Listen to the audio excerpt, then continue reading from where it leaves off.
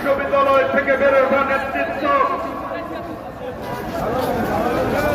ফ্যাসিবাদী আন্দোলনে রাষ্ট্রকে বেড়ে ওঠা নেতৃত্ব, মেধাবী ছাত্ররা রাকিবুল ইসলাম রাকিব এ পর্যায়ে বক্তব্য রাখবেন।